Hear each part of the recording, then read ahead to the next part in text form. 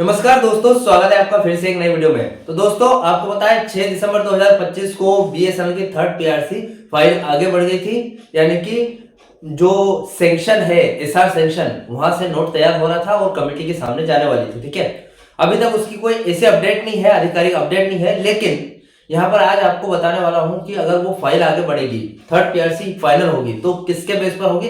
Fitment factor के base पर। ठीक है, मैंने इसके पहले वाला वीडियो, इसके 2-3 वीडियो पहले एक वीडियो बनाया था जहां पर आपका फिटमेंट फैक्टर 0 से 5% रखने की बात की थी। लेकिन फिटमेंट फैक्टर परसेंट के हिसाब से नहीं, 2.5, 2.7 या फिर 3 पॉइंट या फिर 2 फिटमेंट फैक्टर, ऐसे फिटमेंट फैक्टर गुना किया जाता है। ठीक है, तो ऐसे थर्ड पीआरसी का अगर फिटमेंट फैक्टर फाइनल किया जाए तो कितना निकल कर आएगा? अभी आपको बता दूं, थर्ड पीआरसी के लिए फिटमेंट फैक्टर 2.91 रखा गया है। ठीक है, यानी कि 2.91।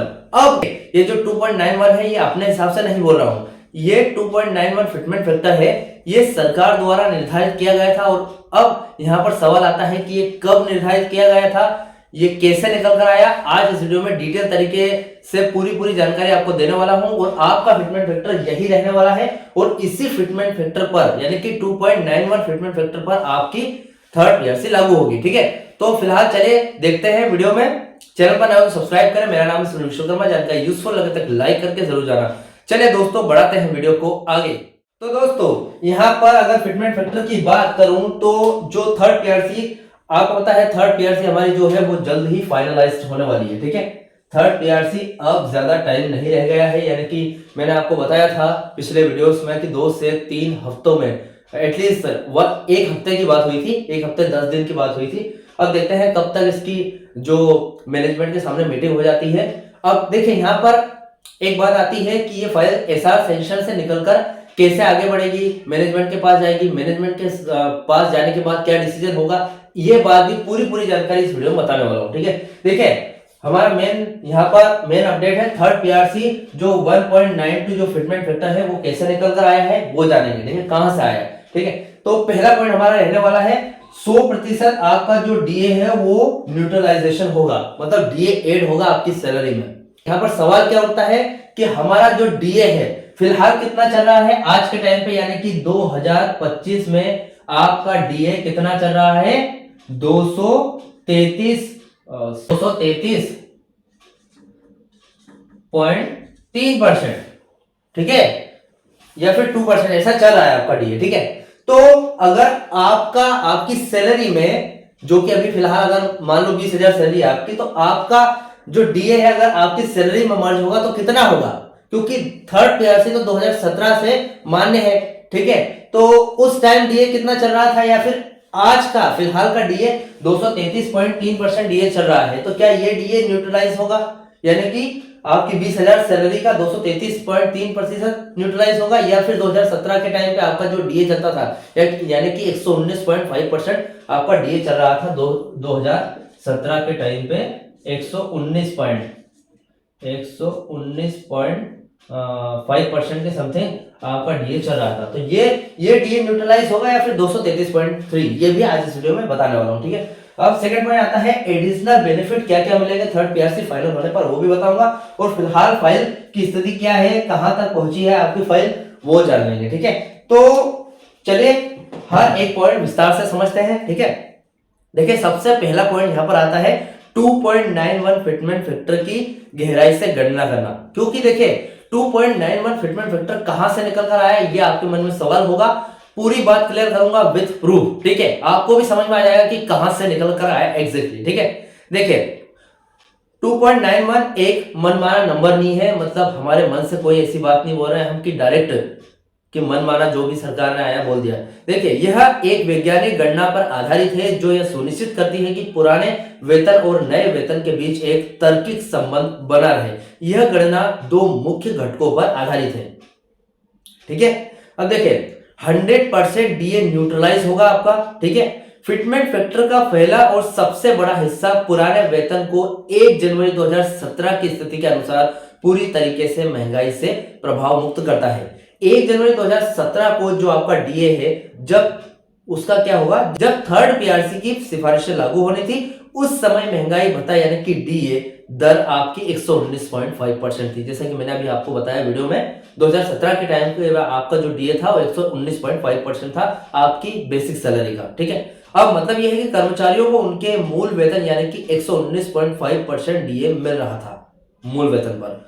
अब कैलकुलेशन करेंगे, अब इस पूरे डीए को मूल वेतन में मिला दिया जाता है जिससे डियरनेस पे कहा जाता है। ठीक है, अब देखिए यहाँ पर आपका पुराना वेतन यानी कि कोई भी 20,000 हो 10,000 हो 100% था। ठीक है, उसमें 1/1/2017 को जो आपका डीए था 119.5% मिला दिया, तो 100% और 119.5% कितना हो गया, 100 100 200 और 5% और जोड़ दिया तो 19.5 जोड़ दिया तो कितना हो गया, 219.5% हो गया। ठीक है, अगर इसको हम भागित करें, मतलब इसका एक आंकड़ा निकाले तो कितना हो जाएगा, 2.195। ठीक है, तो कितना आपका फिटमेंट फैक्टर क्या निकल कर आया, 2.19।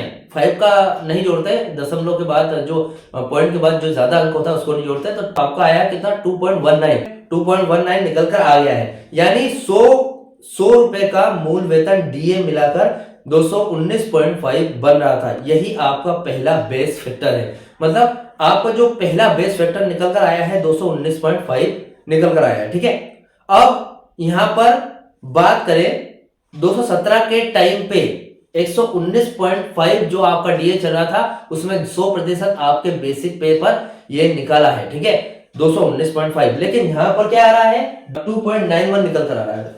तो इसको कैसे जोड़ेंगे वो देखते हैं। ठीक है, अब देखिए यहां पर हमारा सेकंड पॉइंट आता है एडिशनल बेनिफिट। ठीक है, क्या क्या है, देखिए यहां पर वेतन पुनरीक्षण यानी कि पे रिवीजन सिर्फ महंगाई एडजस्टमेंट नहीं होता है, यह कर्मचारियों को उनके प्रदर्शन और समय के साथ हुए विकास के लिए एक अतिरिक्त लाभ भी देता है। जैसे कि थर्ड पीआरसी ने सिफारिशें की थी कि कर्मचारियों को महंगाई न्यूट्रलाइजेशन के बाद 15% की अतिरिक्त वृद्धि मिलनी चाहिए। मतलब थर्ड पीआरसी जब 2017 के टाइम पे लागू होने वाली थी तब बीएसएनएल कर्मचारियों की डिमांड थी बीएसएनएल की तरफ से, आप 15% अतिरिक्त बेनिफिट देंगे। अब ये जो फिटमेंट फैक्टर 2.195 निकल कर आ गया, लेकिन यहाँ पर 15% एडिशनल अतिरिक्त पेंशन मिलनी चाहिए, तो ये एडिशनल बेनिफिट है। अब देखिए यहाँ पर अतिरिक्त वृद्धि 15% होगी और फैक्टर 1.5 आएगा। ठीक है, जो 15% का जो फैक्टर निकाले तो 1.5 निकल कर आता है। ठीक है, अब लास्ट गणना की बात करें, फिटमेंट फैक्टर की अंतिम गणना इन दो घटक गुणांकों से की जाती है। 2.195 को इंटू करेंगे 1.15 से। ठीक है, तो क्या निकल कर आता है, 2.52। अब यहां पर बात आती है, ये तो 2.52 हो गया, जैसे कि अतिरिक्त आपको जो एडिशनल वृद्धि मिली है, ठीक है, वो 1.5 फिटमेंट फैक्टर यानी कि 15% मिली है, उसका फिटमेंट फैक्टर 1.5 निकल कर आया था। उसको पहले वाले फिटमेंट फैक्टर यानी कि 2.195 से गुणा कर दिया हमने, तो 2.52425 निकल कर आया। ठीक है, अब यहाँ पर बात आती है, फिर भी यहाँ पर हमारा जो फिटमेंट फैक्टर है 2.91 निकल कर नहीं आया, तो थर्ड पीआरसी के अंतिम रिपोर्ट में इस गणना के आधार पर और गोल करके राउंडिंग ऑफ फिटमेंट फैक्टर 2.91 निर्धारित किया गया था। यह सुनिश्चित करने के लिए कर्मचारियों को पर्याप्त वृद्धि मिले और गणना सरल हो। यहाँ पर 2.52 एग्जैक्टली निकल कर आया था। ठीक है, पुरानी जो आपकी सैलरी थी और उसका डीए मर्जर और एडिशनल जो आपको अतिरिक्त बेनिफिट मिले उसका फिटमेंट फैक्टर जोड़कर आपको यहाँ पर 2.52 निकल कर आया था, लेकिन सरकार ने अपनी तरफ से गणना सरल करने के लिए और कर्मचारियों की मांग के हिसाब से 2.91 कर दिया था इसको। ठीक है, 2.91 कर दिया था।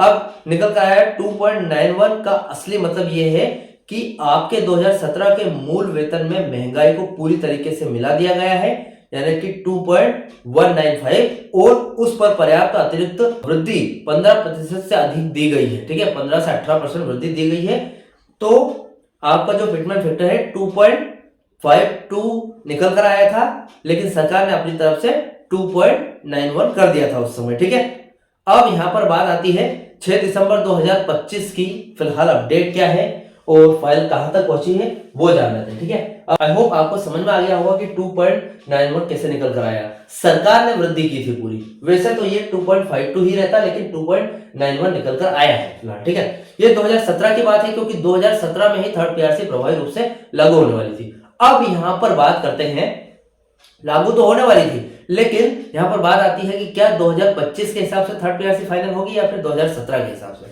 ठीक है, देखिए आप यहाँ पर देख रहे हैं 6 दिसंबर 2025 की फाइल की क्या स्थिति है। 6 दिसंबर 2025 की जो ये खबर थी, वेतन समझौते की फाइल जो मैनेजमेंट समिति की बैठक है, मैनेजमेंट कमेटी की बैठक है, में अप्रूवल के लिए सही दिशा में आगे बढ़ रही है, जो अगले सप्ताह होने की संभावना है। ठीक है, अब देखिए यहाँ पर चूंकि आज 12 दिसंबर 2025 शुक्रवार है और खबर में अगले सप्ताह का उल्लेख था, तो नवीनतम प्रगति लेटेस्ट प्रोग्रेस ये होगी। देखिए फिलहाल फाइल की स्थिति एग्जैक्टली नहीं मालूम है कि कहां तक गई है, लेकिन अगर हम सोचें तो जैसे कि उन्होंने बताया था कि बोर्ड मीटिंग के बाद मैनेजमेंट के पास जाएगी अगले हफ्ते, यानी कि एक हफ्ता या 10 दिन बाद। तो 10 दिन बाद मैनेजमेंट के पास जाएगी, मैनेजमेंट के पास से फिर आगे कैसे बढ़ेगी, कितना समय लगेगा, वो सब आज हम कुछ संभावना के हिसाब से बताते हैं कि कितनी संभावना है। देखिए यहाँ पर मैनेजमेंट कमेटी के पास संभावित तिथि यानी कि 6 दिसंबर 2000 बाद वाले सप्ताह यानी कि 8 दिसंबर से 12 दिसंबर के बाद यह बैठक हो चुकी है। ठीक है, मतलब होगी, ये बैठक होगी, मैनेजमेंट की बैठक होगी। अब रिजल्ट ये आएगा, एसआर यानी कि स्टाफ रिलेशन अनुभाग ने फाइल पेश की होगी।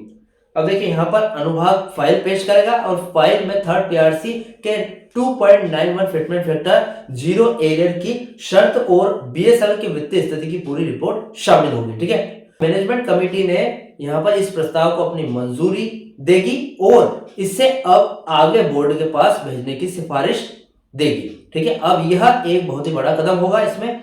अब यहाँ पर देखिए मैनेजमेंट कमेटी के पास जो फाइल होगी वहां से अगर मंजूरी मिल गई तो ये फाइल आगे बढ़ेगी, यानी कि बोर्ड की बैठक में जाएगी। अब अगला चरण यह होगा, जो मैनेजमेंट कमेटी है इससे मंजूरी मिलने के बाद फाइल अब बीएसएनएल बोर्ड ऑफ डायरेक्टर की बैठक के एजेंडे में शामिल होगी। अब उसके बाद फिलहाल संभावित कितना समय लग सकता है, कितना संभावना है समय लगने की कि थर्ड पीआरसी लागू होने की। बीएसएनएल की बोर्ड की बैठकें अक्सर मासिक आधार पर होती है। चूंकि यह इतना महत्वपूर्ण मुद्दा है तो प्रबंधन इसे जल्द से जल्द शायद दिसंबर या फिर 2025 के अंत तक या जनवरी 2026 के पहले सप्ताह में बोर्ड के सामने रखेगा।